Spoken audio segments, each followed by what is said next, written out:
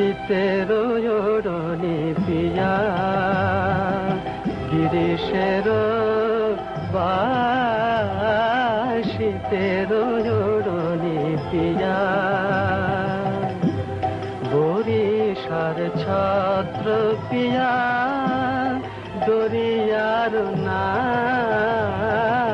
শীতেরো ওড়নি পিয়া ধনরে বিদ্যাপতি সোনাবার নারী ধনরে Vidyapati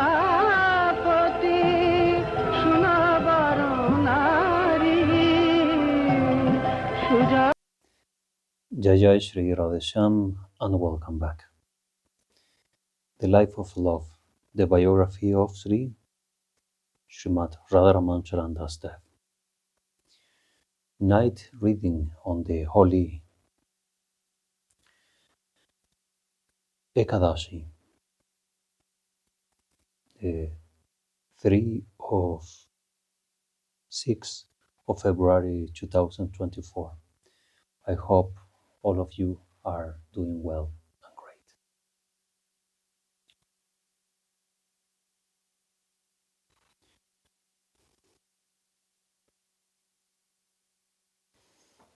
Sri Radheshyam.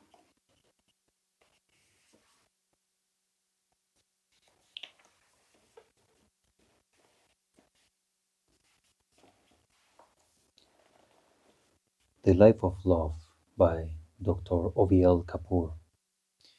On way to Bengal, a night with a beggar.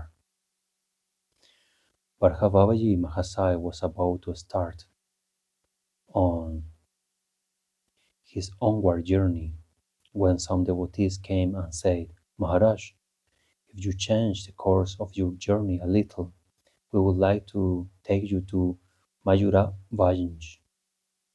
There is a beautiful temple of Lord Jagannath there, and Sri Vrindavan Babu, the cousin of Raj of 𝐰𝐢𝐵𝐽, is a great devotee. You will very much enjoy your visit there. Baba Mahasai agreed and set off in the direction pointed out by the devotees. He said to his companions, today we shall walk on without resting anywhere until we have covered about 20 or 25 miles. So saying, he tripped off dancing and singing the name of the Lord. But after he has gone only about 7 miles, a devotee saw him and said, Babaji Maharaj, I am a beggar, but I should feel greatly obliged if you kindly consent to be my guest and eat whatever I have obtained in bhiksha. Bhiksha is the alms collected by begging. I have obtained in bhiksha today. Baba Mahasai looked at him tenderly, but did not know what to say. The beggar continued, 4 days ago I saw in a dream that a Mahapurush came to my house dancing and singing the name of the Lord and asked for something to eat. I replied, I am a beggar. I hardly have any good thing to offer.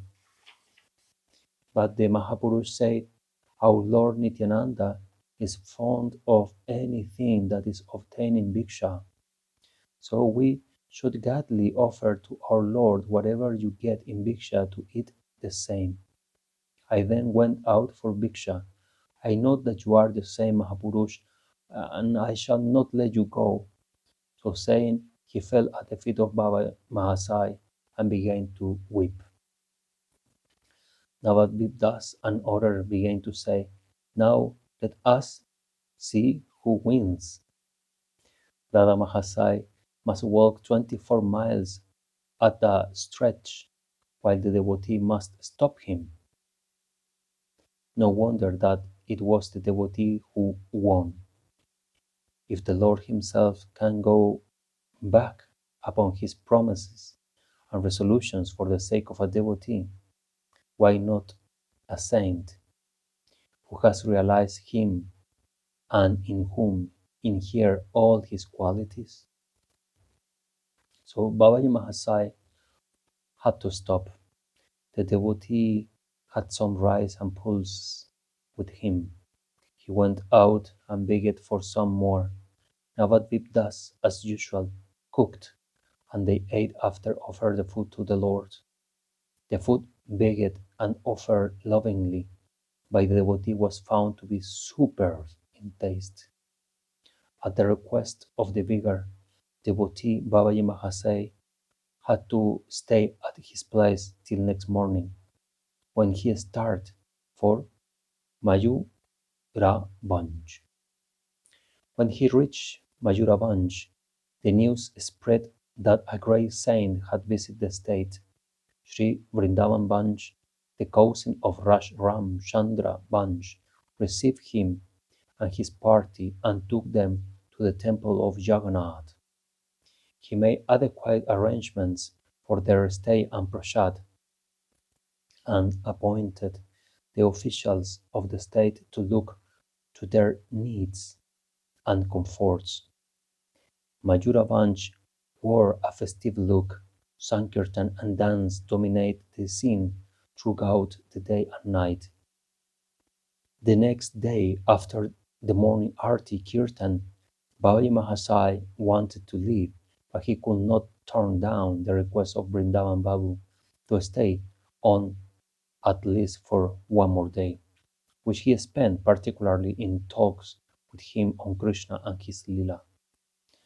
At last, when Babaji Mahasaya was leaving, Vrindavan Babu insisted on his accepting some money for his onward journey. Baba Mahasaya refused because he never accepted money from anyone. The naughty prince. As Babaji Mahasaya was going, he and his companions were singing Gaura Hari Bol and dancing. The young prince of Nilgiri, sitting on a chair in the veranda of the second floor of his house, was watching them scornfully.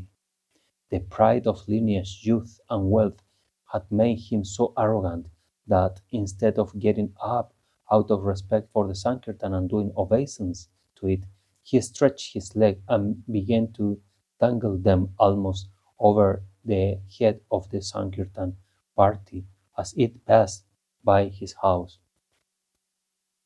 After the party had gone some distance, the chair on which the prince was sitting turned and he fell down on the street.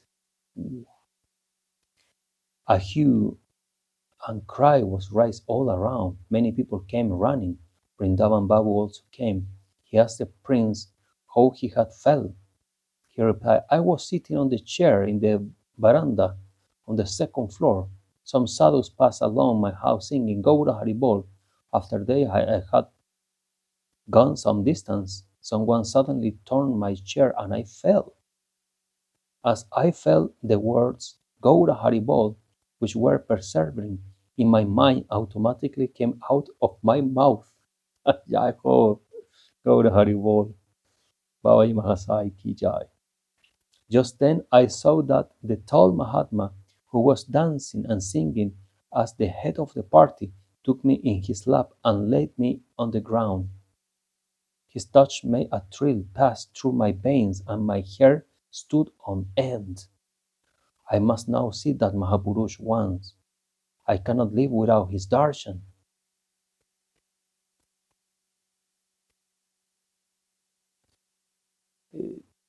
It's spectacular, really, what Sri Radharaman did for giving to give kripa to all creatures. So in this case, a different lila happened, supernatural reality, powers that our Bhadevava had. Vrindavan Babu immediately sent 4 or 5 persons to apprise Babaji Mahasaya on the situation and to request him to come back, if only for a short while, to give darshan to the fallen prince. Baba Mahasai came dancing and singing. The prince fell prostrate at his feet with tears in his eyes. Baba blessed him and made him sit by his side. The prince tried to say something but could not because his throat was choked with emotion. Vrindavan Babu said, Maharaj, it appears that the Raja Kumar, prince, committed some offense at your feet. You did not take notice of it because you are by nature forgiving and merciful. But Nityananda could not tolerate the offense committed against you, and therefore he punished him. Baba Mahasaya exclaimed, Nitai, Nitai, don't say like that. Nityananda Prabhu does not take offense. On the other hand, he clasps the offender close to his heart and gives him Krishna Prem. Jai Ho.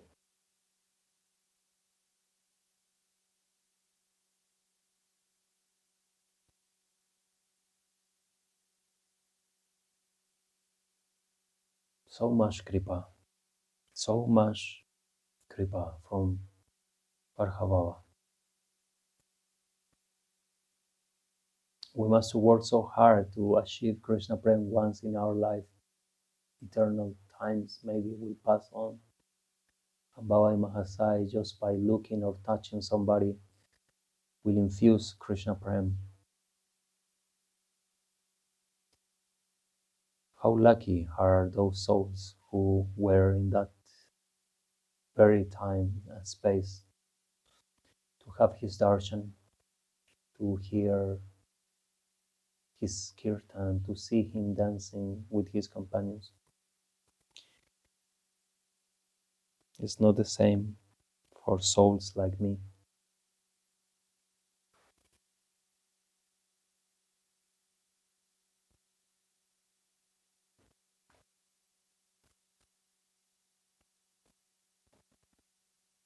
If he were to take people's offenses, who will deliver them from bondage? In Nitai Chand's reign of love, there is no such a thing as offense, said Baba Mahasai. The Raja Kumar was listening all this with eyes cast downward, like an offender, and penitential tears were incessantly streaming out of his eyes. The erstwhile proud and arrogant Raja Kumar, who used to deride and insult the sadhus, had suddenly become humble, submissive, and respectful toward everybody by the magic touch of Babaji Mahasai. Babaji Mahasai had to stay in Mayuravanj that day on the insistence of Vrindavan Babu, and the people of Mayuravanj the next morning with great difficulty he took leave of them and started for Gopi-Ballabhpur. He left an impression upon their minds which they treasured all their life. They often talked about him. Someone said that he was a Siddha Mahapurush. Some say that he was a close associate of Mahaprabhu, while others say that they believed that he was no other than Nityananda Prabhu himself. Jai Nitai, Jai Ram Nitai, Jai Nitai, Avaduta Nitai, Jai Mahavira Radharaman. The story of Shamananda. Parhabhavaji Mahasaya and his party reached Gopi-Ballabhpur and had the darshan of Radha Govinda deities in the famous temple of Radha Govinda Dev, installed and worshipped by Shamananda Prabhu, a close associate of Sri Srivasacharya and Narottam Das Thakur, who studied Shastra and Grantha Gaudiya philosophy with Jiva Goswami Pad. Those were the real times.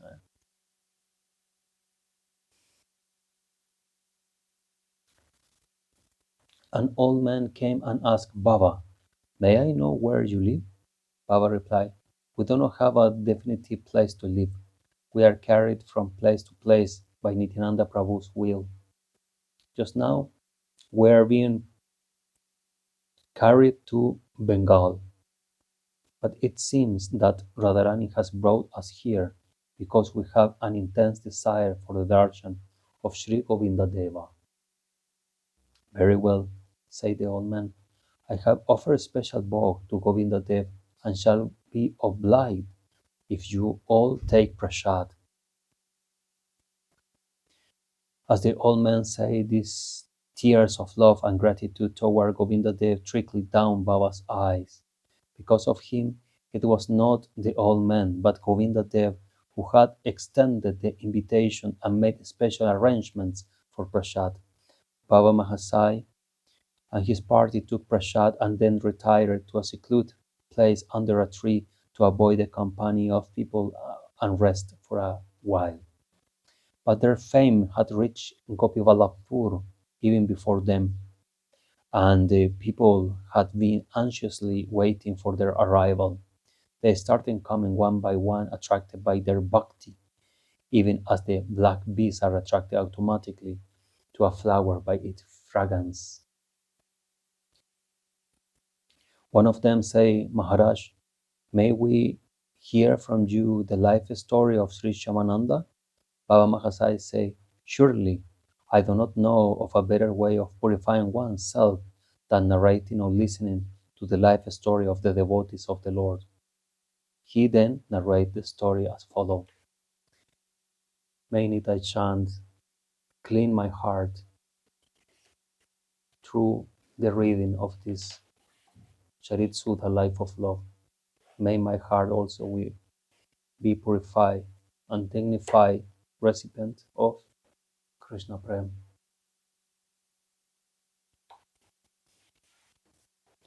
Shyamananda's original name was Dukhi, which means one who is unhappy. He was so named by his parents because a number of his brothers and sisters had died before his birth. But he was really unhappy with the world from the very beginning and yearned for a guru who could deliver him from the bondage of Maya.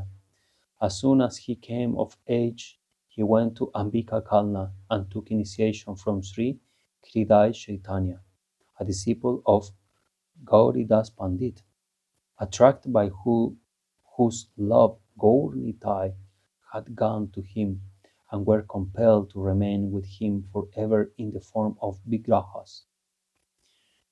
Hridaya Chaitanya called him Dukhi Krishnadas. For that time he became known as Dukhi Krishnadas. He remained with the Guru to serve him because he believed that the service of the Guru was the highest form of sadhana. As enjoined by the Guru, he used to bring from the river Ganges all the water that was needed in the temple of Gaura Nitai. He had to bring so many pitchers of water on his head every day that after some time he developed a wound over his head. Still, he continued his service without letting anyone know about it, because he was afraid that if Gurudev knew about it, he would be deprived of the service. But Gurudev did come to know about it one day. He was very much pleased by his dedication. He saw in him symptoms of a great Vaishnavacharya and preacher in the making. With a view to equip him truly for the great role, he asked him to go to Vrindavan and study Shastras from Sri Jiva Goswami Pad. Sri Jiva Goswami ki jai. Dukhi Krishna had to obey. He went to Vrindavan and surrendered himself at the feet of Sri Jiva. Jiva Goswami was pleased to have a pupil like him. Within a short time, Dukhi Krishnadas mastered all the Shastras. His study of the Shastras convinced him that Seva and Seva alone was the highest form of bhajan. He, therefore, took upon himself the task of sweeping the Nikunja Mandir, where Sri Krishna was supposed to daily, with the milk made of Braj, every night. The service soon bore fruit. One day, when he was sweeping outside the Nikunj Mandir, he saw a golden nupura, an uncle, lying on the way. The very sight of the Nupura filled him with sattvika bhavs. He understood that it was the Nupura of Radharani. He picked it up and began to put it over his head and sometimes close to his heart, and weep and say, "Oh, mistress of my heart, if you are so kind to me, why not give me darshan and soothe my heart? How can I live without seeing you?" He said this and cried and repeatedly called Radharani in deep anguish. At this time, Radharani had gone only some distance from Nikunjavan. When she discovered that she has lost one Nupura, she said to Lalita, "Oh, Saki, I have dropped my Nupura somewhere. Go and find it out." Lalita went to Nikunjavan in the guise of an 11-year-old Brajabasi girl. She saw Duki Krishnadas there and asked him whether he had found a golden Nupura somewhere there. He replied, "Yes, I found. It is here." "Give it to me," said Lalita. "It is yours?" "No, not mine, but my sister's." "Then why has your sister not come?" "She cannot come because she is not an ordinary girl, but a princess." "But how can I know that it really belongs to her?" "She must come. I will then compare it with her other Nupura and put it round her ankle with my own hands." Lalita then understood that he was a favorite of Radharani, and she had herself dropped the Nupura there with a purpose of showing mercy upon him. So she went and came back with Radharani in the guise of a Brajabasi girl of her own age. Radharani asked Duki Krishnadas to give her the Nupura place. The Nupura. Krishnadas asked her, "But why did you come to this lonely place at night?"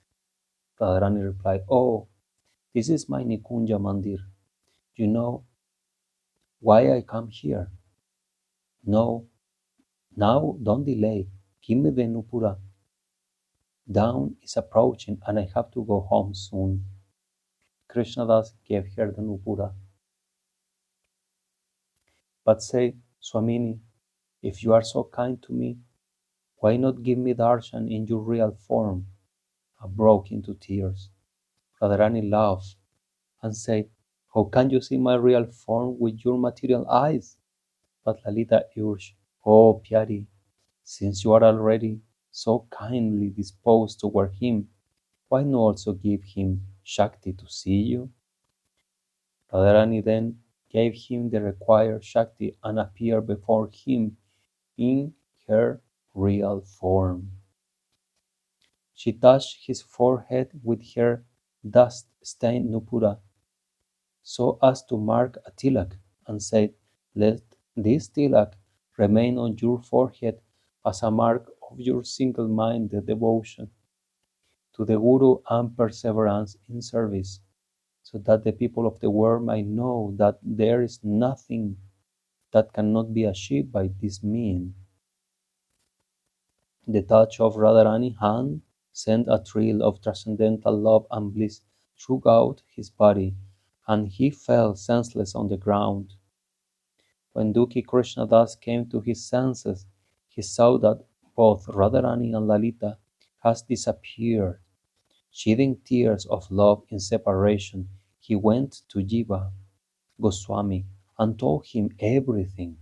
So Jiva says, "Since Shyamaji, Radharani, has showered her mercy and blessing upon you, your name from today should be Shyamananda and not Duki. And your tilak shall be of the shape of Nupura, which Radharani with her own hands marked on your forehead." Sometimes later, someone who went to Ambika Kalna told Sri Hriday Chaitanya that Duki Krishnadas had abandoned him and accepted Jiva Goswami as his guru, and therefore His name and tilak had changed. Hridaya Chaitanya was surprised. He wrote a letter to Sri Jiva requesting him to send Dukhi Krishnadas. Krishnadas came back and fell at the feet of Gurudev.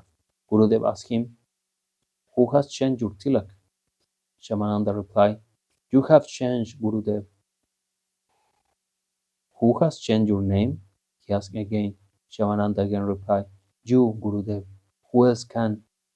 Shyamananda had answered correctly because he firmly believed that whatever happened, happened accordingly to the will of the Guru.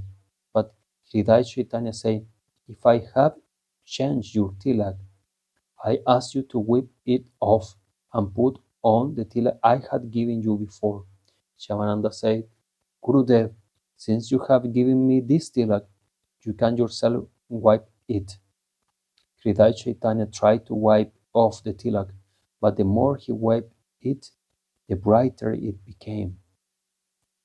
He was surprised. He meditated for a while and came to know everything. Then with tears in his eyes, he clasped Shyamananda and said, "Dear child, your bhakti is genuine. It is on account of your devotion to the Guru that you have been so blessed by Radharani. I take a lesson from you." Hridaya Chaitanya then entrusted to him the seva of the Sri Vigraha of Sri Radha Govinda brought from Vrindavan. The Vigraha in the temple we see now is the same. Jai Ho, Jai Ho, Jai Ho. Babaji Mahasai added at the end, "You see how quick Radharani is to reward a person for his sincere devotion to the Guru and the slightest service lovingly rendered to her." Just then the bell rang for the evening arti of Radha Govinda. Babaji Mahasai danced and performed kirtan before Radha Govinda. After arti, prasad was served to Babaji and his party.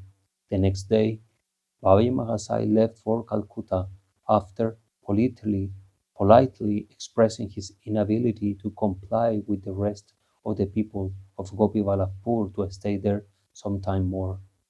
Shri Radha Govinda ki jai, Shri Radha Govinda ki jai, Shri Radha Govinda ki jai, Shri Shamananda Das ki jai, Shri Shamananda Prabhu ki jai, Shri Mahavira Radharaman Charan Das Dev ki jai, Nitai Gaurango ki jai, Panchatattva ki jai, Shrat Goswami ki jai, Haridas Thakur Namacharya ki jai, Nitya Leela Vrindavan ki jai, Ashta Gopi ki jai, Ashta Saki ki jai, Ashta Manjari ki jai.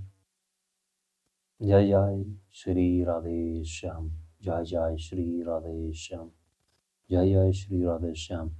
Blessings to you all who are watching and listening this reading.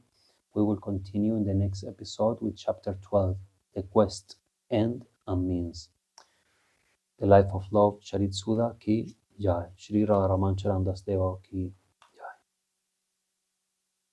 As always, you can like, subscribe, and share on your social media.